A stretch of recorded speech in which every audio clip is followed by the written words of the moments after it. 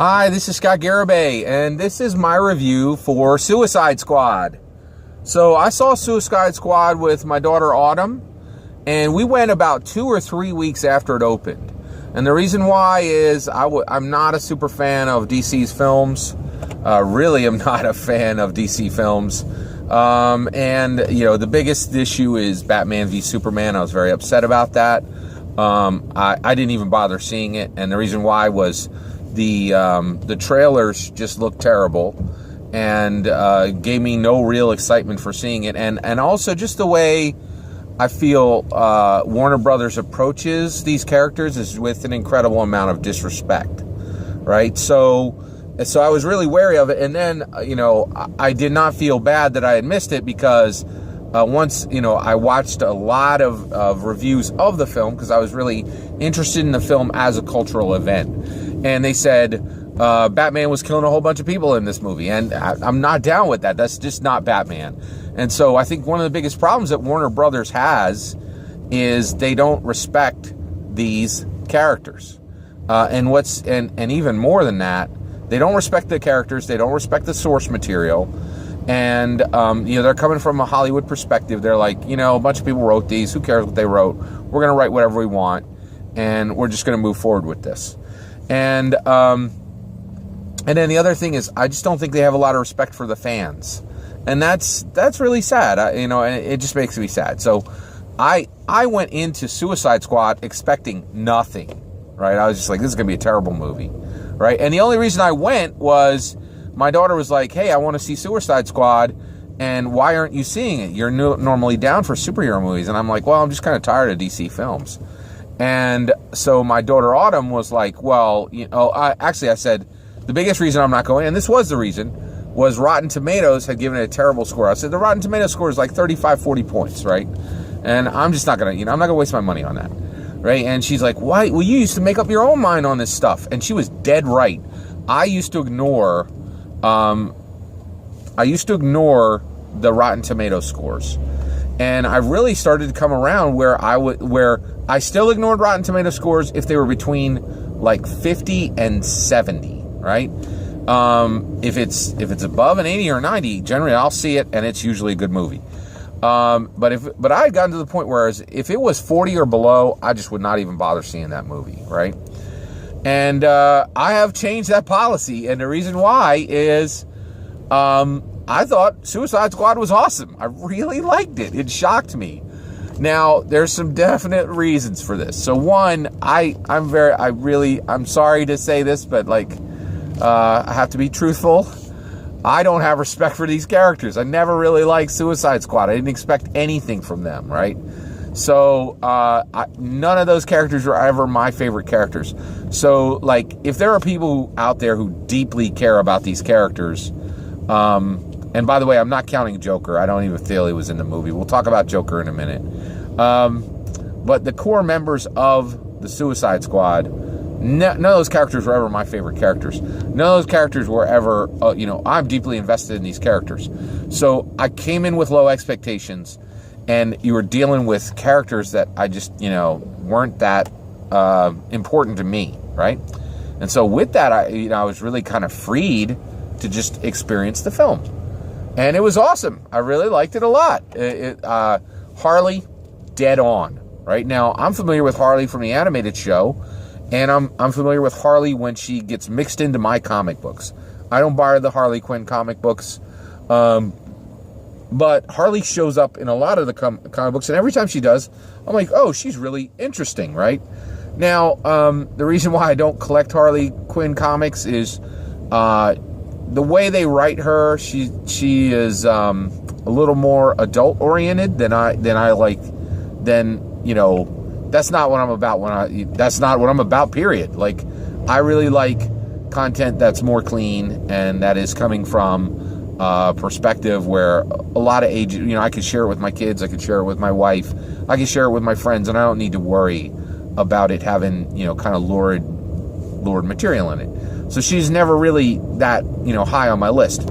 But I have to admit, every time she's in one of my comic books, she's funny, right? And she's unpredictable, right? And so I've grown to like the character in limited doses, right? Well, the Harley that I expected from the animated show, which definitely was for all ages, was fantastic. Like, I thought Margot Robbie did a stellar job with that character. Just great, you know, and I was really, really blown away with what they did with that character. And I thought she stole the film, like, just ran away with the movie. And she was definitely the main character of the film, and was really impressive, like, from an unpredictable perspective. You didn't know what she was going to do next, and you know, and so I really liked the character. My second favorite character, awesome character, Killer Croc.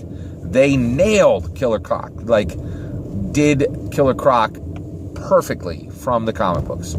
Really kind of a grunt, not super intelligent, but highly dangerous, and not stupid. You know, like, there's a mix in between there. You know, and so Killer Croc was done so well, and I was thrilled with the way they did Killer Croc.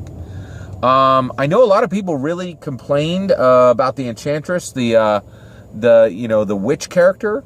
I thought she was really interesting. I like the way she could change between that dark Mayan witch and the more, normal looking human being. I like the way she could just go and get files, and the way she was really powerful, and she could use her magic in a way that was actually quite powerful. Amanda Waller, great character. The reason I love this movie is this movie had great characters. It was really, really solid, right? And then who else was in there? Oh, so Will Smith. I thought Will Smith was fantastic in this film. And the reason why is not because he was playing Deadshot. I thought Will Smith was great because Will Smith is great. You know, like, it wasn't Deadshot that it was great. It was Will Smith that is great.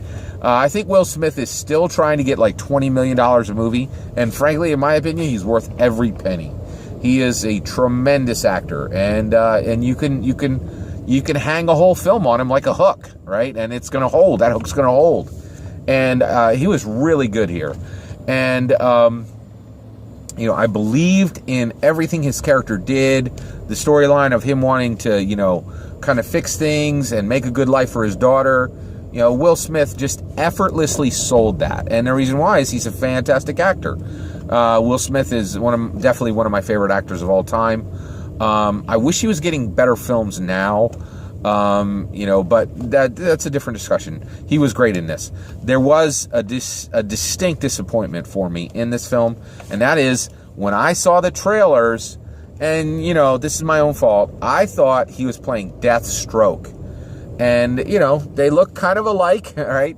And they race-bended the character, right? So it was confusing, right? And so when I learned he was Deadshot and not Deathstroke, I was like, wah, wah, wah. And it was sad, and I was sad. But that's okay. That's okay. His performance was great. I love seeing him in every movie I've ever seen him in. There's only a few movies he's been in that I haven't seen. Just could not bring myself to go see Concussion. And then, but I'm a huge fan of Will Smith. I thought he did a great job. Who else was in there? Boomerang Man? Is that his name? Sorry. I think it is. But, he was terrible. Terrible. And you know what? That's perfectly okay that Boomerang Man was terrible in this movie, because he is terrible in the comic book. So they nailed it, right? That's okay. I mean, you get one. So it didn't really disturb me that bad that he wasn't that interesting. Katana, super awesome character. Really good. I just like the way she carried herself. Just really imposing. I like the way she wasn't part of the Suicide Squad. She was along to kind of watch over them. Really kind of interesting aspect of it. Really cool. Just like the characters were so strong that it made this movie cool. Like, really good. And I plunked about, feel guilty. I plugged down $6 to see this movie. We're very fortunate right now. We have a theater that is closing, that they think they're going to close. They've been deciding for like 2 or 3 years to close this place or not, and they're literally ripping up the mall that's like 500 feet away from it, and so the prices are just rock bottom. So I put down my $6, and man, did I get $6 worth of movie. This is really good. I really enjoyed it. Right now, who else was on the Suicide Squad? I think that's the vast majority of them. Yeah, and so, you know, that was the people. I might be missing one in there. Let's talk about Joker. Elephant in the room, right? Jared Leto, I did not dig his Joker. Not because I think he did a bad job with it. I think Joker is an incredibly difficult character to nail, right? And I'm not sure. And so there was one specific visual aspect that Jared Leto allowed, right? It was just one thing they did to the character. I'm not going to say what it is, but they did one thing visually, right? It was part of the visual aspects of his portrayal, right? So somebody, connected this to the character, and I'm not sure if it was his decision, but Gene Wilder, he just passed away, and I was reading an article where he went to the producers of the film and said, "I want to change the color of this hat," right? So Jared Leto had a responsibility to change this visual aspect, to change a specific visual aspect of the character, because it was terrible. And every time I looked at it, it just brought me out of it. I couldn't believe him as the Joker, because this thing was just ridiculous, right? And whatever performance he was giving just didn't override my strong reaction to this specific visual aspect of the character. And, and so it was just disconcerting. But that's not even the biggest issue, right? I feel anybody who took this role was going to fail. Well, I might have one exception, but I think 99 out of 100 actors who took this role was going to fail. And the reason why is sushi. So the reason why Jared Leto failed doing the Joker is sushi, and I'll explain why. All right, so I enjoy sushi. When you have sushi, you get all these awesome rolls, and they have rice in them, and they have, tuna in them, and, all kinds of great fish, and, maybe some avocado in there. Awesome, right? Well, two things come with sushi. Wasabi, which is super powerful, and it gives you a kick, and it, makes you cry sometimes. It's great stuff. Love wasabi, right? But then there are the leaves of ginger. There are these leaves of ginger that come with sushi, right? And Jared Leto got stuck being the leaf of ginger. The leaf of ginger on your sushi plate, you're not supposed to consume it like food. You put it onto your tongue, and it is a palate cleanser, right? And here's what happened. Heath Ledger's Joker was so good. That man literally poured his life into that role, right? So when you were looking at Heath Ledger being Joker, he looked unhinged. He looked half crazy, right? Well, that's because Heath Ledger was unhinged, and Heath Ledger was half crazy, and he was, months away from dying of a drug overdose, and his life was out of control, and he was out of control, right? So if it looked like you were looking at Heath Ledger and he was acting like a crazy man, well, he was a crazy man. Now, he was smart enough that, that he was taking a lot of the weird energies in his life and he was pouring them into this role. I think it's terrible that he died. I wish he hadn't died. I think it's super weird that the Olsen twins were close to that death. Anyway, but Heath Ledger's Joker is iconic, right? It is wasabi for sushi. His Joker was so strong that it just, it was an unforgettable experience, right? And I honestly think by far, Heath Ledger's Joker is the perfect Joker. Now, frankly, we got to fix this. I mean, we can't have actors dying to play the Joker, right? That's not good. I mean, that's not scalable, right? We don't want that repeated, right? But Heath Ledger's Joker was the wasabi, and whoever took this role to play the Joker after Heath Ledger, they had a 99% chance of failing. Anybody who took this was going to be the ginger, right? The palate cleanser to get everybody to forget the role of Heath Ledger, right? And so I think that's what happened to Jared Leto, was he was just kind of like the ginger, the palate cleanser, and he just couldn't get there, right? I really respect his attempt. I think he tried really hard. He did not fail for a lack of trying. I think he failed to defeat Heath Ledger's Joker. That's all he did. He had some aspects. It's really weird. I liked his acting. I liked Jared Leto's acting, but his lack of controlling the visual aspect of his character just took me out of it. I could not look at him as the Joker and take him seriously as the Joker because of this visual aspect. And it would have taken 5 minutes to say, I don't want this part, right? This to be part of my Joker. And he didn't. He included it, right? And it just, every time I saw it, it took me out, right? Which is really a shame, because I wanted to be able to see his Joker, and I just couldn't see past this visual aspect. And, hey, it's hard. It is absolutely hard doing the Joker. Victor Romero did the Joker in the 1966 Batman show, right? He refused to get rid of his mustache, and they literally just put white paint over his mustache, right? But his performance was so powerful, it overcame that visual aspect, right? Maybe it did for other people, but it didn't for me, right? And it was really sad. I felt really bad. I feel bad for Jared Leto.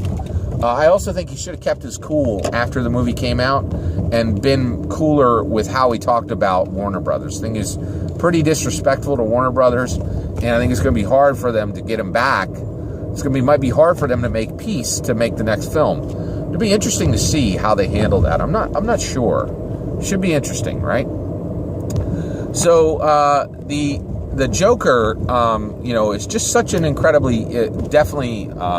I think the Joker is the best villain in all of comics. Doesn't matter what side. Doesn't matter Marvel, Image, DC. Where Joker is an awesome villain, and I appreciate Jared Leto serving as the ginger, right? As the leaf of ginger that's going to cleanse the palate, because somebody has to be the between, where Heath Ledger's Joker, which was a performance so strong it actually took that actor's life to do it, and I don't ever want to see that happen again. And now Jared Leto has done what I feel is, it's just a palate cleanser. It's a between, right? Now, the next Joker could be Jared Leto, right? And what I mean by that is he could come at it again and really give it a new attempt and maybe change this visual aspect, and then move forward, So, but I just talked about Joker a whole lot there. Joker wasn't critical to the Suicide Squad movie, and Joker's never been on the Suicide Squad.